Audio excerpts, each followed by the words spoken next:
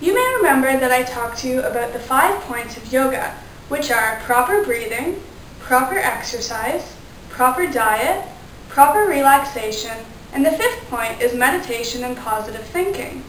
The one that I want to talk to you about today is proper breathing, because our breath is something that we tend to not think about very much. It just happens naturally, we take it for granted, and we don't usually think about the speed or the depth of our breathing. It's funny though, because for all of our obsession over what goes into our bodies in terms of food, you would think that we would pay some attention to our intake of air as well.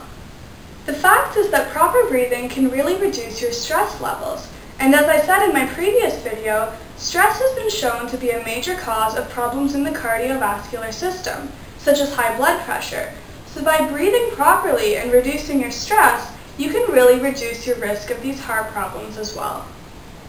Most of the time when we're going about our activities during the day, we tend to breathe really shallowly, with only our upper chest and our shoulders moving, but the abdomen and lower ribs aren't engaged in the breathing at all. This isn't a very efficient form of breathing, because it takes a lot of energy for your body to move your shoulders and your upper chest in that way, but you take in a minimal amount of oxygen. A lot of the time, clavicular breathing is caused by poor posture, which can happen any time that you allow your back to slouch over and your shoulders slump inwards, which really closes up your lungs.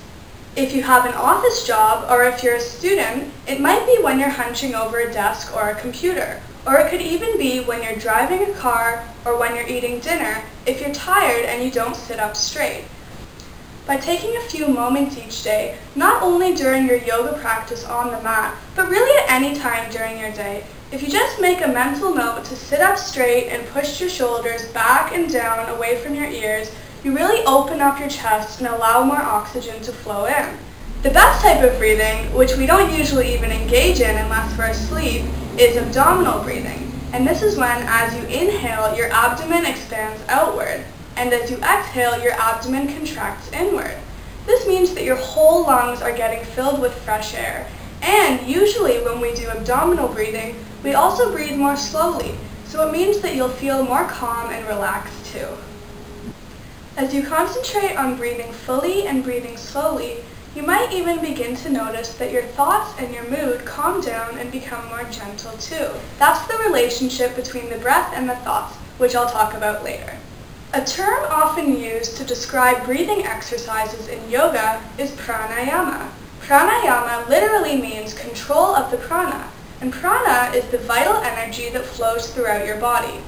By controlling your prana with proper breathing, meditation, and a regular yoga practice, and by fueling it with proper diet and proper relaxation, you can improve your overall physical and mental health. You might be wondering what prana has to do with breathing air, but the fact is that your breath and your mind and your thoughts and your emotions are all interconnected. I mean, I'm sure you can think of a time when you were angry, upset, or scared, and you were breathing very quickly, or if you were concentrating very intently on something and you were holding your breath. You might not have even noticed that you were holding your breath, but you probably were, because the breath and the mind are interconnected.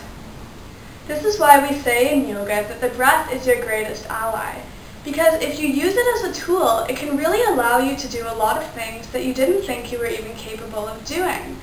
For instance, when you're practicing your asanas, your yogic exercises, you might find a lot of them to be very challenging, and your body might be resisting with a lot of tension in your muscles.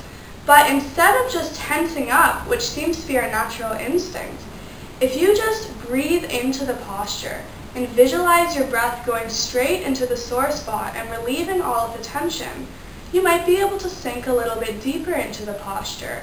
You could hold it for a few seconds longer, or you might even find that your flexibility has increased a little bit. And this applies not only to exercise, but really anything in your day. Anytime you're stuck in a traffic jam and you find yourself becoming frustrated and impatient, just take those opportunities, look at them as chances to practice your proper breathing. And if you do slow, deep abdominal breaths, you'll be surprised at just how much it affects your mood too. Thanks for watching.